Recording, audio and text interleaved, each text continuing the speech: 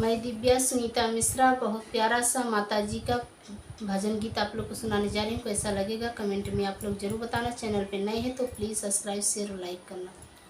दिन दिन दीनवा ओ रात नाही बा मैया दुखवा क दिनवा अब सहात नाही बा मैया दुखवा क दिनवा अब सहात नाही बा मैया दुखवा क दिनवा अब सहात नाही बा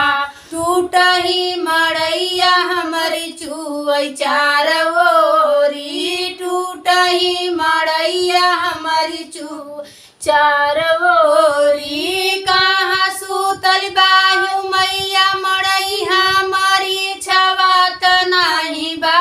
मैया दुखवा क दीनवा ओ रात नहीं बा मैया दुखवा क दीनवा अब ओ रात नहीं बा दीन दीन दीनवा सहात नहीं बा मैया दुखवा क दीनवा अब सहात नहीं बा मैया दुखवा क दीनवा अब सहात नहीं बा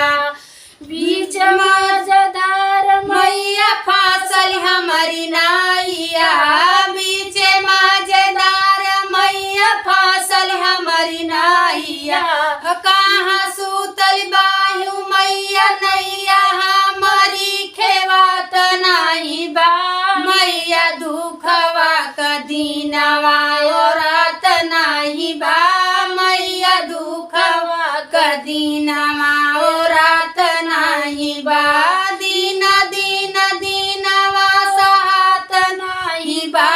मैया दुखवा क दीनवा अब ओ रात नहीं बा मैया दुखवा क दीनवा अब ओ रात नहीं बा गौवा जवार मैया मारै सब ताना गौवा जवार मैया मारै सब ताना कहाँ सूतल बाहु मैया तानवा क बोलिया सुनात नहीं बा मैया दुखवा क दीनवा ओ रात नहीं बा मैया दुखवा क दीनवा ओ रात नहीं बा दीन दीन दीनवा सहात नहीं बा मैया दुखवा क दीनवा अब ओ रात नहीं बा मैया दुखवा क दीनवा अब ओ रात नहीं बा मैया दुखवा क दीनवा अब ओ रात नहीं बा।